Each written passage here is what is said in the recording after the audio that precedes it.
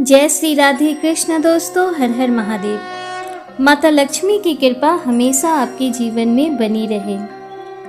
इस वीडियो में मैं आज आपको महालक्ष्मी व्रत कथा का श्रवण कराने जा रही हूँ।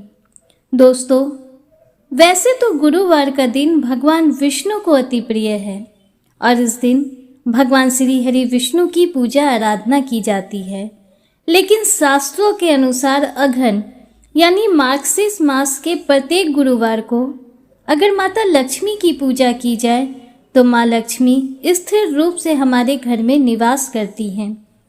पद्म पुराण के अनुसार अघन मास के सभी गुरुवार को माता लक्ष्मी की पूजा करने से सभी मनोकामनाओं की पूर्ति होती है। समस्त प्रकार के सुख और सौभाग्य का वरदान हमें माता लक्ष्मी से प्राप्त होता है। आइए महालक्ष्मी व्रत कथा प्रारंभ करते हैं। प्रेम से बोलिए गौरी पुत्री गणेश की जय, माता लक्ष्मी की जय, भगवान श्री हरि विष्णु की जय। दोस्तों, माता लक्ष्मी की ये व्रत कथा भारतवर्ष के सौराष्ट्र देश में द्वापर युग से जुड़ी हुई है। सौराष्ट्र में उस समय भद्रश्रवा नाम के राजा थे। वे बड़े प्रकर्मी राजा थे। 4 वेद, 6 शास्त्र, 18 पुराणों का उन्हें ज्ञान था। उनकी रानी का नाम सूरज चंद्रिका था। रानी दिखने में सुंदर और सुलक्षणा थीं तथा पतिव्रता थीं। उन दोनों को 7 पुत्र हुए तथा उसके बाद एक कन्या का वरदान मिला था। कन्या का नाम श्यामबाला था। एक बार महालक्ष्मी जी के मन में आया कि जाकर उस राजा के राजप्रसाद में रहें। इससे राजा को दुगनी धन दौलत की प्राप्ति होगी और वह इस धन दौलत से अपनी प्रजा को और सुख दे पाएगा। गरीब के घर अगर रहें और उसे धन दौलत प्राप्त हो तो वह स्वार्थी की तरह केवल अपने ऊपर ही खर्च करेगा। यह सोचकर श्री महालक्ष्मी जी ने बूढ़ी ब्राह्मण स्त्री का रूप धारण किया। हाथ में लाठी लिए लाठी के सहारे रानी के द्वार तक पहुंची। यद्यपि उन्होंने बूढ़ी औरत का रूप धारण किया था, पर उनके चेहरे पर देवी का तेज था। उन्हें देखते ही एक दासी सामने आई। उसने इनका नाम, धाम, काम, धर्म पूछ डाला। वृद्ध ब्राह्मणी का रूप धारित माता लक्ष्मी ने कहा, बालिके, मेरा नाम कमला है। मेरे पति का नाम भुवनेश्वर है। हम द्वारका में रहते हैं। तुम्हारी रानी पिछले जन्म में एक वैश्य की पत्नी थी। वह वैश्य गरीब था। दरिद्रता के कारण हर रोज घर में झगड़े होते थे तथा उसका पति रोज उसे मारता था। इन बातों से तंग आकर वह घर छोड़कर चली गई तथा जंगल में खाली पेट भटकने लगी।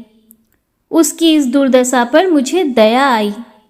तब मैंने उसे सुख संपत्ति देने वाली श्री महालक्ष्मी की कथा सुनाई। मेरे कहने पर उसने श्री महालक्ष्मी का व्रत किया। श्री महालक्ष्मी प्रसन्न हुई। उसकी गरीबी दूर हुई।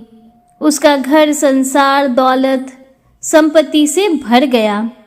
बाद में पति पत्नी दोनों परलोक सिधारे। लक्ष्मी व्रत करने के कारण वे लक्ष्मी लोक में रहे। उन्होंने जितने साल माँ लक्ष्मी का व्रत किया उतने हजारों साल उन्हें सुख भोग मिला। इस जन्म में उसका जन्म राजघराने में हुआ है, परंतु वह श्री महालक्ष्मी का व्रत करना भूल गई है। उसे यह याद दिलाने ही मैं यहाँ आई हूँ। बुढ़िया की बातें सुनकर दासी ने उन्हें प्रणाम किया तथा श्री महालक्ष्मी का व्रत किस तरह किया जाए इस बारे में पूछा।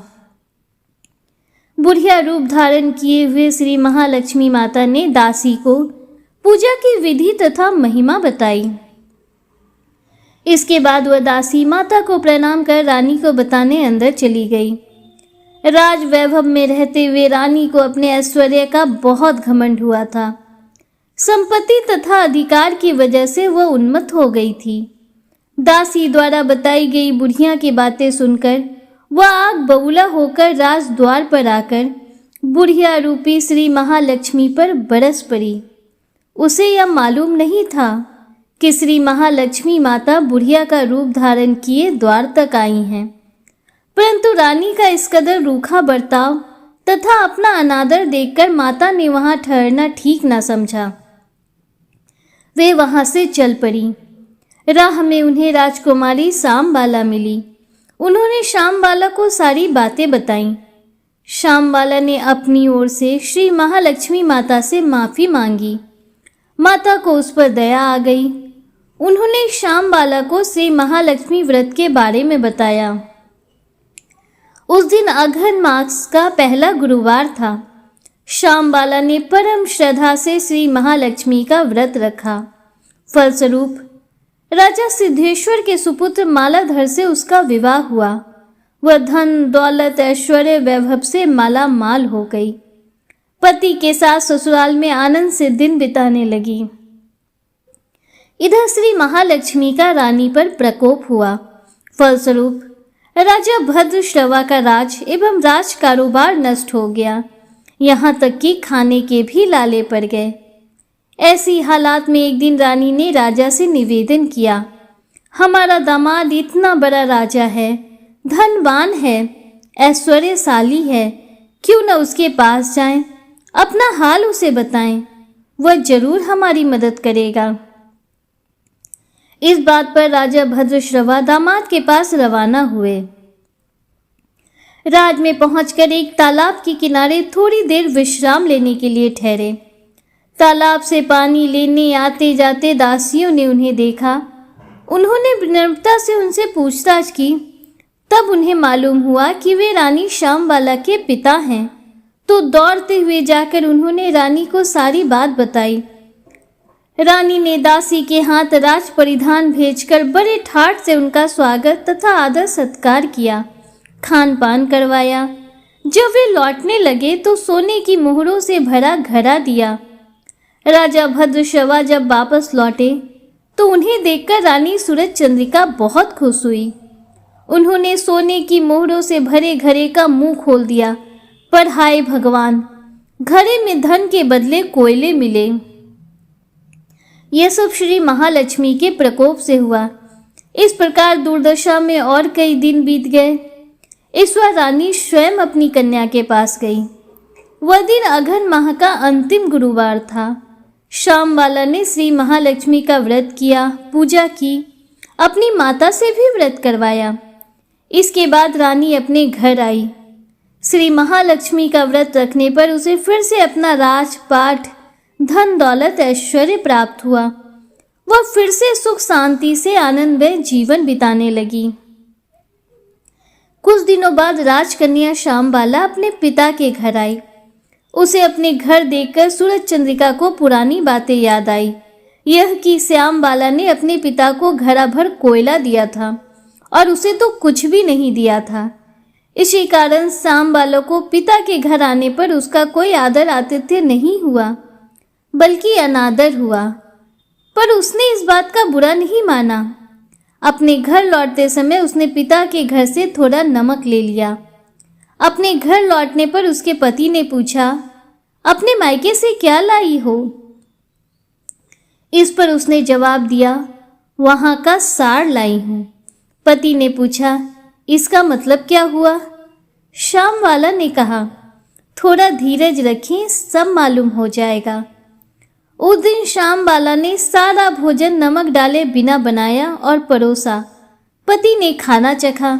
सारा खाना नमक बिना था, इसलिए स्वाद ना आया। फिर श्यामबाला ने थाली में नमक डाला। इससे सारा भोजन स्वादिष्ट लगने लगा। तब श्यामबाला ने पति से कहा, यही है वह मायके से लाया हुआ सार। पति को उसकी बात सही लगी। फिर वह दोनों हंसी मजाक करते हुए भोजन करने लगे।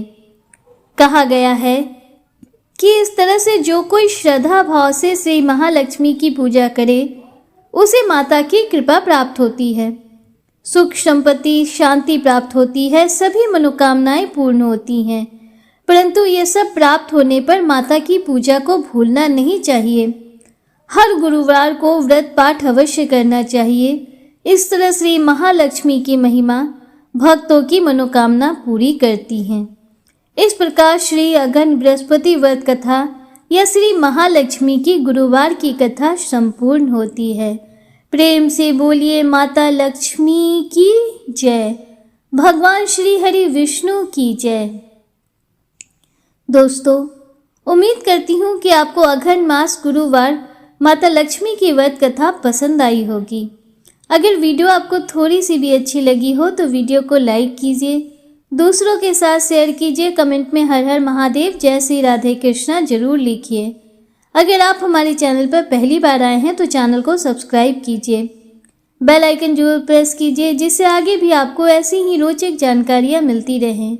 मिलते हैं आपसे अगले वीडियो में, तब तक के लिए हर हर महादेव, जय श्री राधे कृष्णा, राधे राधे, जय माता दी।